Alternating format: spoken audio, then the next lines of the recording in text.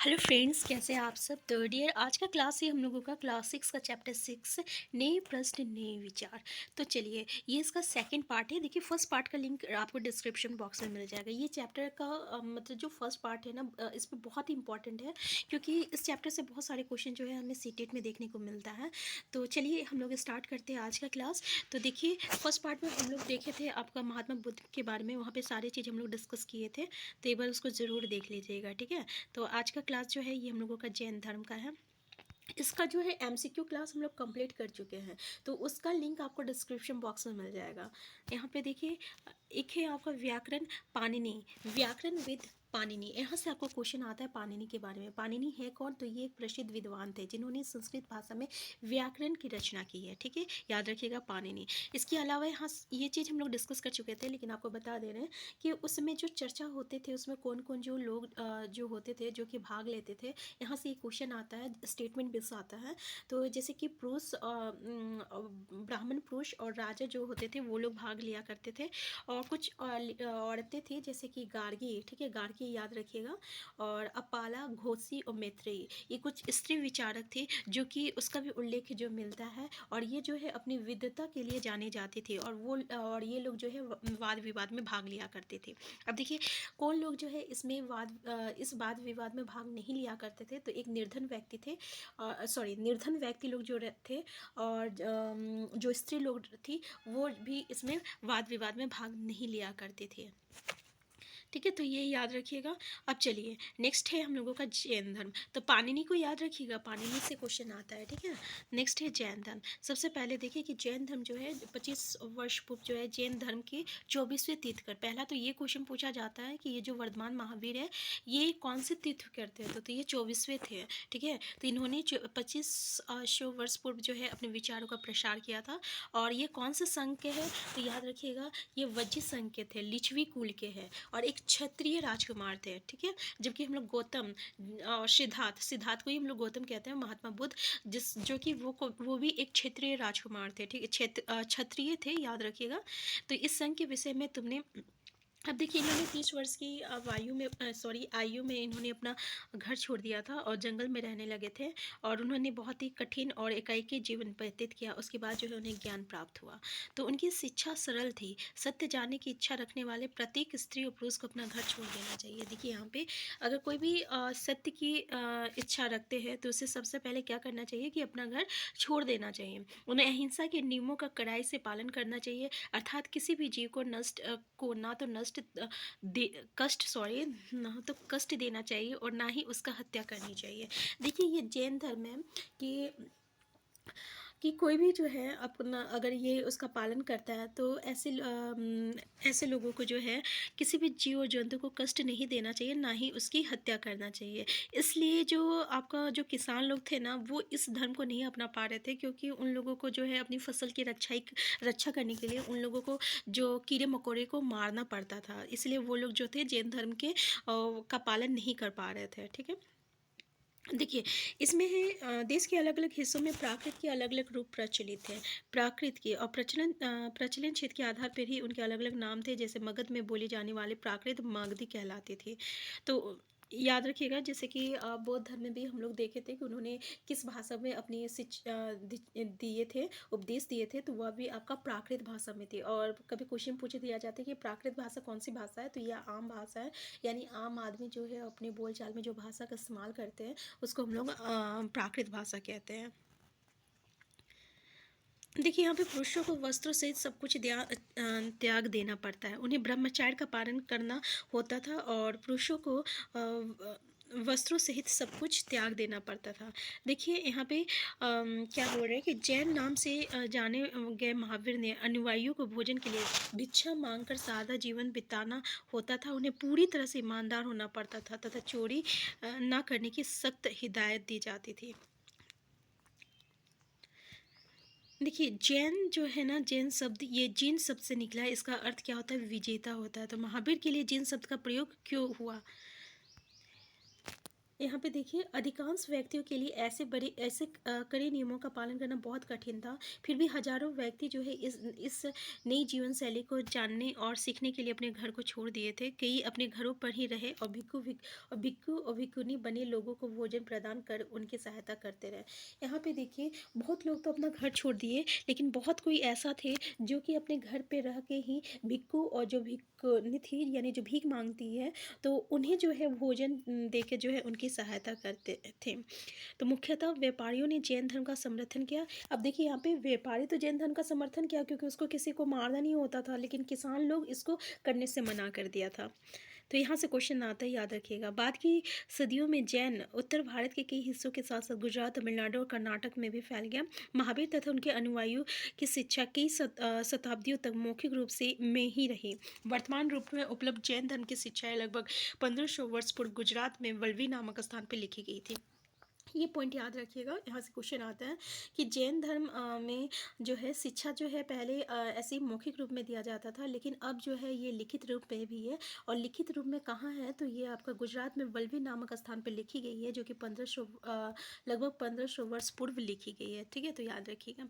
अब देखिए, संघ, महावीर तथा बुद्ध दोनों ही मानते थे कि घर का त्याग करने पर ही सच्चे ज्ञान की प्राप्ति होती है, और ऐसे लोगों के लिए उन्हें संघ नामक संगठन बनाया जहाँ पर घर का त्याग करने वाले लोग एक साथ रह सकें। ठीक है, यानी बौद्ध धर्म और जैन धर्म दोनों में भी, ठीक है, यानी महावीर और बुद्ध दोनों ये बोलते हैं, अगर आपको घर ज्ञान की प्राप्ति करना है तो इसके लिए पहले घर को त्यागना पड़ेगा। और ऐसे लोग जो घर को त्याग के ज्ञान की प्राप्ति के लिए निकले हैं, उसके लिए एक जगह बनाया गया, एक संगठन बनाया गया, ठीक है, जिसको संघ बोला गया। वहाँ पे वो लोग रहते थे। तो संघ में रहने वाले बौद्ध और भिक्षुओं के लिए बनाए गए नियम विनय पिटक नामक ग्रंथ में मिलते हैं। अब विनय पिटक से क्वेश्चन आता है, विनय पिटक है क्या? तो विनय पिटक एक तरह का ग्रंथ है जिसमें जो है उसके नियम और कानून जो है मिलता है।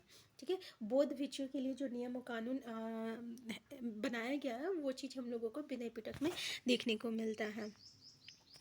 विनय पिटक से हमें पता चलता है कि संघ में पुरुषों और स्त्रियों के रहने की अलग अलग व्यवस्था थी। देखिए क्या क्या पता चला है विनय पिटक से, कि स्त्री और पुरुष दोनों लोग अलग अलग रह सकते हैं। सभी व्यक्ति संघ में प्रवेश ले सकते हैं, सभी कोई ले सकते हैं।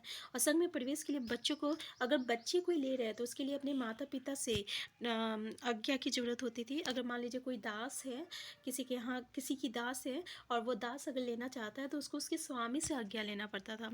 अगर राजा के यहाँ कोई काम कर रहा तो उसको राजा से आज्ञा लेना पड़ता था। और तथा कर्जदारों को अपने देनदारों से अनुमति लेनी होती थी।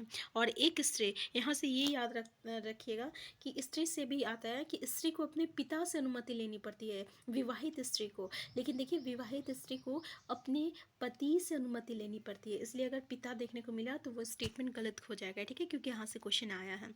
संघ में प्रवेश लेने वाले स्त्री पुरुष बहुत सादा जीवन जीते थे। वो अपने अधिकांश समय ध्यान करने में बिताते थे, और दिन के एक निश्चित समय में वो शहरों तथा गांवों में जाकर भिक्षा मांगते थे। यही कारण है कि उन्हें भिक्खु तथा भिक्खुनी, साधु के लिए प्राकृत शब्द कहा गया है। ठीक है, तो वो आम लोगों को शिक्षा देते थे, और साथ ही एक दूसरे की सहायता भी करते थे। किसी तरह की आपसी लड़ाई का निपटारा करने के लिए वो प्राय बैठक के भी किया करते थे।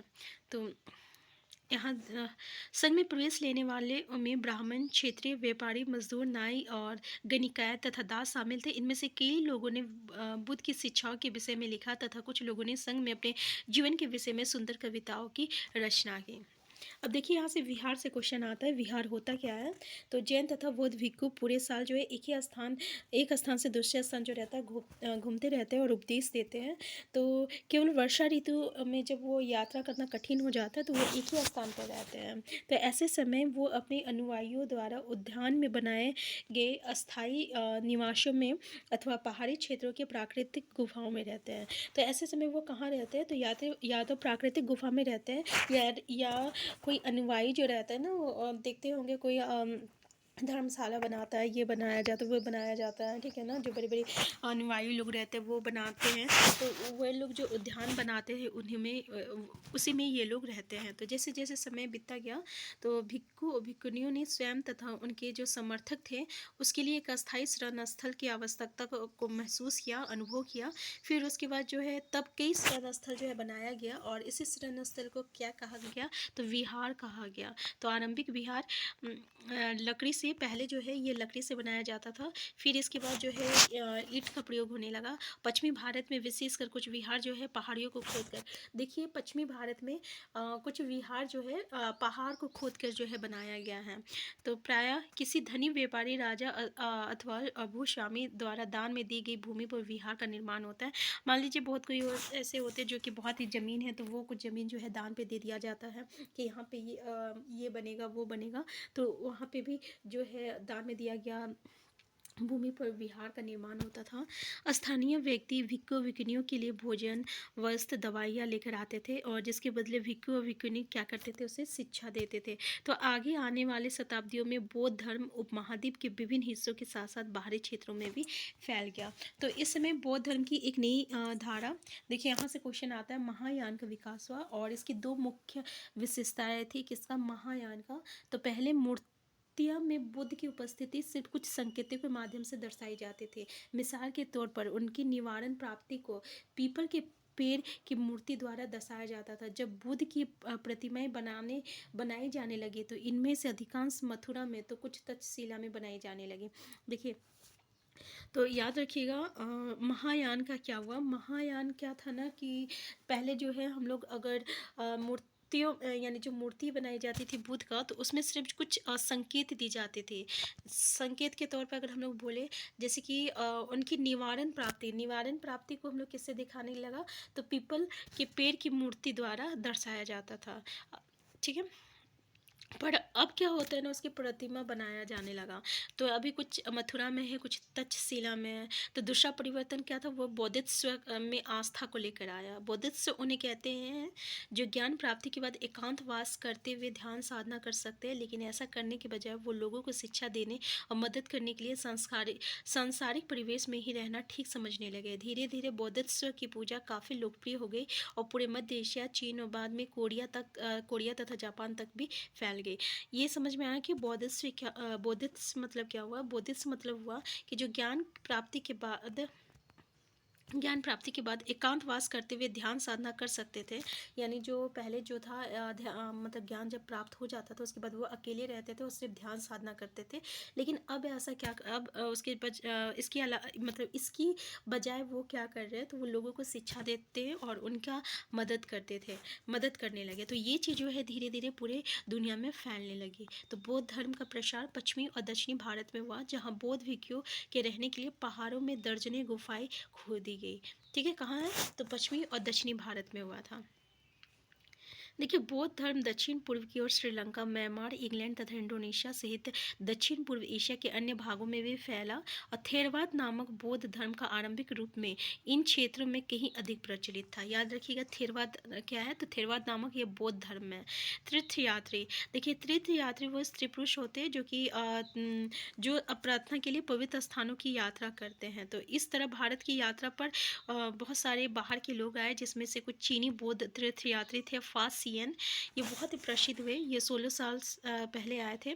और श्वेन तसांग जो है ये 14 साल पहले आए थे भारत, और उसके करीब 50 साल बाद इत्सिंग आया था। इसके 50 साल बाद कौन आया था, तो इत्सिंग आया था। तो वो सब बुद्ध के जीवन से जुड़ी जगह और प्रसिद्ध मठों को देखने के लिए भारत आए थे। ठीक है, तो ये कुछ याद रखिएगा कि इत्सिंग कौन थे, या फासियान कौन था, या फिर तो ये सब जो थे ये बौद्ध तीर्थयात्री थे। और श्वेन तसांग, ये तीनों नाम याद रखिएगा। ठीक है, इसके अलावा यहाँ से देखिए, नालंदा शिक्षा के विशिष्ट केंद्र था, और श्वेन तसांग तथा अन्य तीर्थयात्रियों ने उसे उस समय के सबसे प्रसिद्ध बौद्ध विद्या केंद्र नालंदा बिहार में अध्ययन किया था। ये लोग श्वेन तसांग और अन्य तीर्थ यात्री। तो उसने नालंदा के बारे में क्या लिखा? तो यहाँ के शिक्षक योग्यता तथा बुद्धि में सबसे आगे हैं। बुद्ध के उपदेशों का वो पूरी ईमानदारी से पालन करते हैं। मठ के नियम काफ़ी सख्त हैं, जिन्हें सबको मानना पड़ता है। पूरे दिन वाद विवाद चलते ही रहता है, जिससे युवा और वृद्ध दोनों ही एक दूसरे की मदद करते हैं। विभिन्न शहरों से विद्वान लोग अपने संकाय को दूर करने के लिए यहाँ आते हैं। और जो नए आगंतुक जब आते थे ना, तो द्वारपाल पे ही जो है कठिन प्रश्न पूछ दिया जाता था। फिर उसके बाद ही उसको अंदर जाने की अनुमति मिलती थी। जब वो द्वारपाल को सही जवाब नहीं दे पाते थे, तो 10 में 7-8 सही उत्तर नहीं दे पाते थे, तो उसको फिर वहाँ पे प्रवेश नहीं करने दिया जाता था। ठीक है। नेक्स्ट है जीवन के चरम आश्रम। यहाँ से क्वेश्चन आता है कि आश्रम शब्द का तात्पर्य क्या होता है? जीवन के एक चरण से है।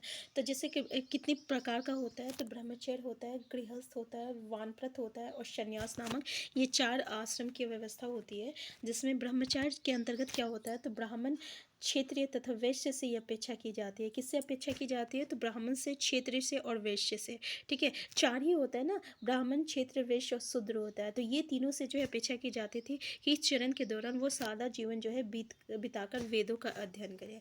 ठीक है। गृहस्थ क्या है? गृहस्थ आश्रम के अंतर्गत उन्हें विवाह कर एक गृहस्थ के रूप में रहना होता था। और वानप्रस्थ के अंतर्गत उन्हें जंगल में रहकर साधना करनी पड़ती थी, अतः उन्हें सब कुछ त्याग कर सन्यासी बन जाना रहता था। यानी जो वानप्रस्थ को अपनाएगा वो क्या करेगा? ये सब चीज़ को त्याग कर जंगल में रहेगा। गृहस्थ में क्या है? आप घर में भी रह सकते हैं और गृहस्थ के रूप में रह सकते हैं। ठीक है। और आश्रम व्यवस्था ने लोगों को अपने जीवन का कुछ हिस्सा ध्यान में लगाने पर बल दिया। तो ये 4 हिस्सा है। 4 हिस्सा में 4 मतलब कि चरण है आश्रम का। और ये चारों चरण को एक बार देख लीजिएगा कि किस किस चरण में क्या क्या होता है, जो कि हम लोग डिस्कस कर चुके हैं। तो ये था हमारा क्लास 6 का चैप्टर 6। तो देख सकते हैं कि इस चैप्टर कितना इंपॉर्टेंट है, कितने सारे इंपॉर्टेंट क्वेश्चन जो है हमें एग्जाम में देखने को मिल सकता है इस चैप्टर से। तो नेक्स्ट क्लास में हम लोग नेक्स्ट चैप्टर को डिस्कस करेंगे और इसका एमसीक्यू जो है ना, एक बार उसको जरूर देख लीजिएगा। तो उसका लिंक आपको डिस्क्रिप्शन बॉक्स में मिल जाएगा। हम फिर मिलते हैं, तब तक के लिए आप स्वस्थ रहिए, खुश रहिए, अपना ख्याल रखिए। चैनल में नए हैं, चैनल को सब्सक्राइब कर लीजिएगा। Thank you.